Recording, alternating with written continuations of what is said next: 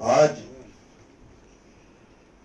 Doctor Shyama Prasad Mukherjee न्यास में खड़े होकर हम सब इस महान विभूति को श्रद्धांजलि देने हेतु यहाँ एकत्रित हुए हैं। परम श्रद्धेय श्रीमान अरुण जेटली जी,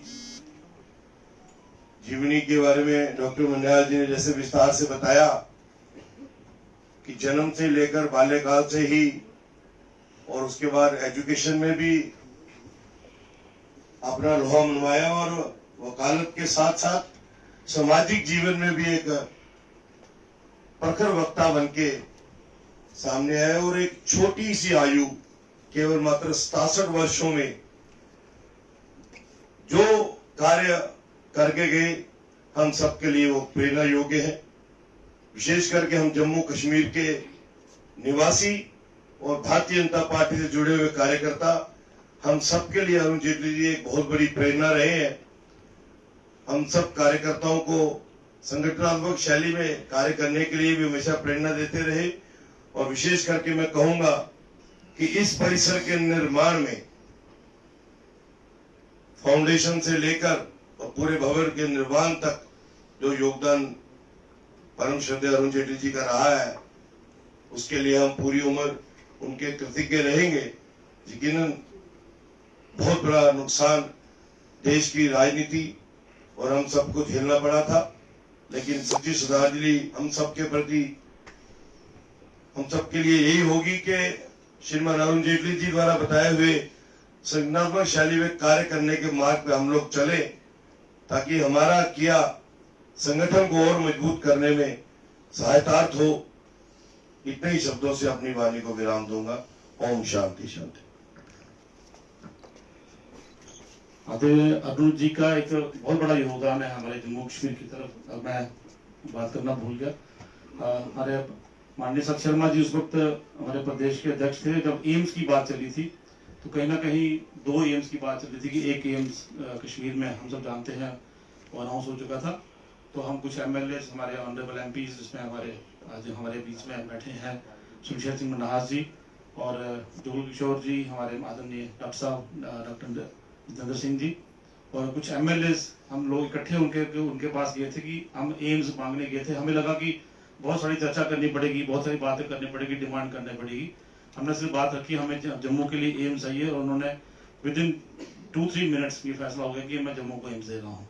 तो ये एक बहुत बड़ा योगदान उनका जम्मू की तरफ फिर रहा है, एक खास लगाव था जम्मू की तरफ। अब मैं आदरणीय सुनील शेट्टी जी से मैं निवेदन करूँगा वो आए अपनी श्रद्धांजलि अरुण जी को दे। सुनील शेट्टी जी।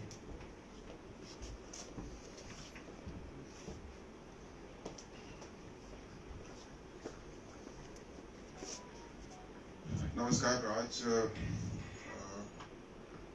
सही मानों में हृदय से दुखी हूं कि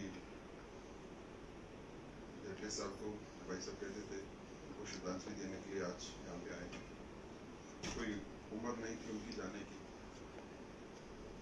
और मुश्किल वक्त से देश को निकाला उन्होंने, इसके बारे में कोई दो मत नहीं हो सकते।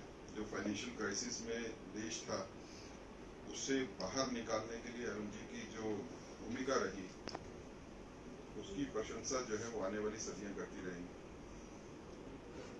अगर डिमोनेटाइजेशन नहीं होता तो पहले ये तो जम्मू कश्मीर में तो आम था कि 500 के नोट जो है वो पाकिस्तान से छप के हिंदुस्तान के नोट यहाँ पे बट रहे थे, 1000 के नोट भी जो है वो नकली चल रहे थे। एक डिमोनेटाइजेशन हुई तो सारे के सारी नकली करेंसी जो है वो खत्म होगी और उसके साथ कितनी ब्लैक मनी जो है वो बाहर निकली। जीएसटी के बारे में डॉक्टर मन्याल साहब ने जो कहा, 1 लाख करोड़ से ज्यादा जीएसटी आज देश को आती है।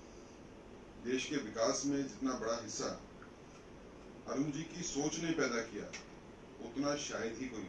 जब जीएसटी को लागू करने की बात जम्मू कश्मीर में हुई, कॉन्स्टिट्यूशनल अमेंडमेंट को लाना था जम्मू कश्मीर में, 370 अभी चल रहा था, लेकिन ये अरुण जी की पर्सनैलिटी थी कि जिसके चलते हुए जितनी पॉलिटिकल पार्टीज थी वो कश्मीर की भी हों, उन्होंने भी अरुण जी की बात को माना कि जीएसटी जम्मू कश्मीर के लिए भी और देश के लिए भी बना। हमेशा से जम्मू कश्मीर के बारे में चिंतित रहते थे। मेरी जितनी बार भी मुलाकात हुई हमेशा से ही जम्मू कश्मीर के बारे में चिंतित रहते थे। एक एक आदमी के बारे में पता करना, उनके बड़े क्लोज रिलेशंस थे हमारे नेताओं के साथ, हर बंदे के बारे में पूछना वो कैसे हैं। और अरुण जी के बारे में मैं एक बात जरूर कहूंगा कि अरुण जी अपने लोगों को आगे बढ़ाते थे, अपने दोस्तों को आगे बढ़ाते थे, भूलते नहीं। उनकी अनटाइमली डेथ की वजह से हो सकता है कि बड़ी चीजें वो और करना चाहते हैं, वो नहीं हो पाई। मुझे लगता है जो हम अरुण जी के चाहने वाले हैं, हम उनको सही श्रद्धांजलि ये देंगे कि जो उनके छूटे हुए काम हैं उनको पूरा कर सकें। एक मजबूत भारत को बनाने का सपना वो जरूर पूरा हुआ उनके कार्यकाल में। मुझे लगता है कि अरुण जी को सेंस ऑफ अचीवमेंट उस दिन हुई होगी जब 370 खत्म हुआ, और हम लोग किसी लेवल के ऊपर बीच में जुड़े थे। अरुण जी ही डिसाइड करते थे कि 370 के ऊपर कैसे काम करना है, क्या स्ट्रेटेजी बननी है, कैसे इसको आगे लेके बढ़ना है। आज जो 370 के खत्म होने के बाद जो भारतीय जनता पार्टी का सपना, जिसकी वजह से भारतीय जनता पार्टी बनी और आज जब यहाँ पे पहुंचे, ये अरुण जी की बहुत बड़ी कंट्रीब्यूशन है कि 370 को जहां हम खत्म करके आगे निकल सके। मैं अभी पिछले हफ्ते अरुण जी के घर गया था, तो उनकी उसी बैठक में जहाँ पे मेरे साथ मुलाकात होती थी, तो यहाँ तो उनके चैम्बर में जो नीचे था बेसमेंट में, वहां पे मिलते थे, ऊपर चले जाते थे उनके ड्राइंग रूम में। उनके बेटे से मिला तो we were sitting in that same drawing room. तो वो सारी की सारी जो है जिंदगी के जितने पहलू थे उनके साथ बिताए हुए, वो दोबारा आंखों के आगे घूम गए। और वही जगह थी जब अरुण जी की डेथ हुई, तो उनके पार्थिव शरीर को भी वहां पे रखा गया था। मेरे लिए जाती तौर के ऊपर जो है बहुत बड़ा नुकसान है अरुण जी का जाना। और मेरी तरह से मुझे लगता है कि बड़े लोग, खासकर जम्मू कश्मीर के, खासकर जम्मू कश्मीर जनता, भारतीय जनता पार्टी में भी और भारतीय जनता पार्टी के बाहर भी बड़े ऐसे लोग हैं जो कि अरुण जी की अनटाइमली डेथ को भूल नहीं पाए। और धक्का जो हमारे को लगा वो ऐसा ही है कि हमारी अपनी फैमिली में से अपना कोई बुजुर्ग, अपना कोई साथी हमारे बीच में से चला गया। मुझे जब भी जरूरत पड़ी, और मैं ये कह सकता हूँ कि मेरे साथ जैसे अशोक जी बैठे हैं, शमशेर जी हैं, बाकी भी साथी हैं, जब भी हमारे को कोई डिफिकल्टी आई, कोई मुश्किल आई, हमारे को एक आसरा था कि एक ऐसा आदमी जरूर है जिसके पास हम जाएंगे, हमारी बात की सुनवाई भी होगी और जितनी मदद कर सकेंगे उतनी करेंगे। उन्होंने मदद करने के लिए किसी के आग्रह को टाला नहीं, जितनी हो सकती थी कि ऐसे व्यक्ति बहुत कम पैदा होते। और भारतीय राजनीति को मोदी जी जैसा बड़ा नेता देना, बड़ा प्राइम मिनिस्टर देना, जिसने भारत को पूरा मजबूती के साथ इकट्ठा बांध के रखा हुआ है, इसमें भी बड़ा योगदान जो है वो अरुण जी का था। मुझे लगता है कि उनको याद करते हुए जो उन्होंने सबक सिखाया है हम लोगों को, उसके ऊपर आगे बढ़े। और वो लोग जिनको सौभाग्य प्राप्त नहीं हुआ अरुण जी के करीब जाने का, उनके साथ बात करने का, उनके साथ शेयर करने का आइडिया, ये हम लोगों का दायित्व है कि उनको समझाएं कि वो कितनी बड़ी सोच थी। वो उनको एक शख्स कहना, एक आदमी कहना शायद इंसाफ नहीं होगा, वो एक सोच थी, ऐसी सोच जो सदियों के बाद आती। भारतीय राजनीति के, आधुनिक भारतीय राजनीति के सही तौर के ऊपर चाणक्य, जिन्होंने राजनीति को पूरा विस्तार से समझा और फिर उस राजनीति के ऊपर चलते हुए देश को मजबूत करने की बात की।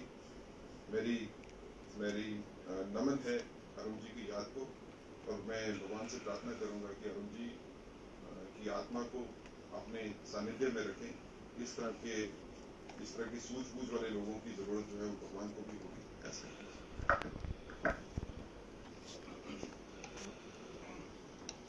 बहुत सही बात कही आपने कि मॉडर्न इंडिया चाणक्य अरुण जी ऐसे हमारे नेता थे। और पूरे देश के साथ साथ मैं समझता हूँ कि जम्मू कश्मीर को सबसे बड़ा नुकसान उनके जाने से हुआ। और मैं निवेदन करूंगा हमारे आदरणीय अशोक जुरिया जी, हमारे वरिष्ठ नेता और पूर्व MLC अशोक जुरिया जी, अपने लफ्जों से श्रद्धांजलि अर्पित करें।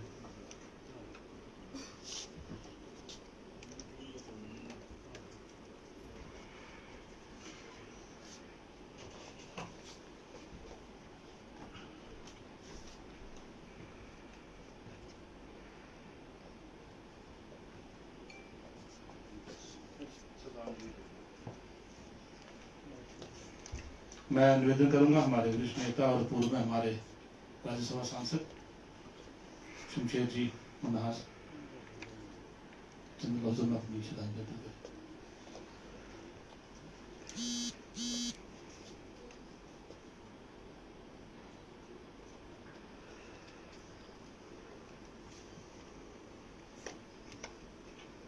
आज हम इस तरह कह सकते हैं जिस प्रकार शोक संतप्त है, जिनकी याद के लिए, जिनके विचारों के लिए,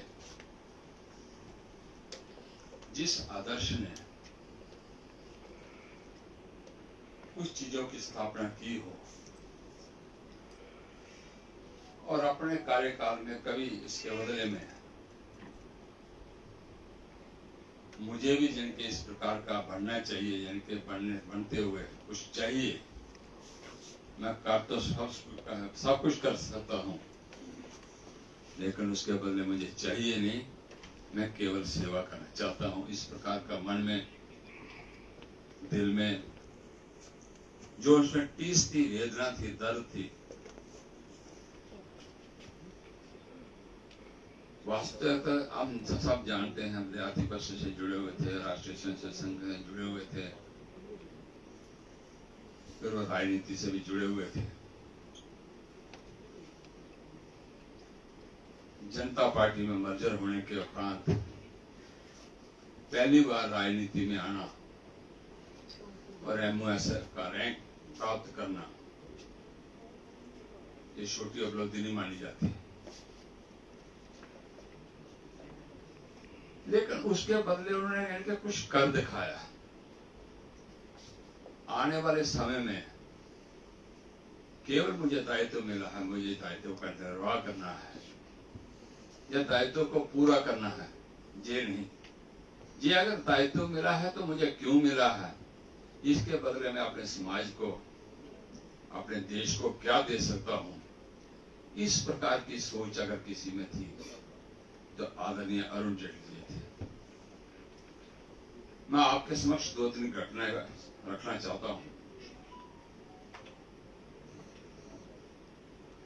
2013 की बात है कि बहुत हमारे पार्टी के अंदर भीतर ही चल रहा था कि हम किस प्रकार अपने देश को संभालने की कोशिश करें। देश जर्जर हो रहा है, गरीब हो रहा है, टूट रहा है, इसको लूटा जा रहा है।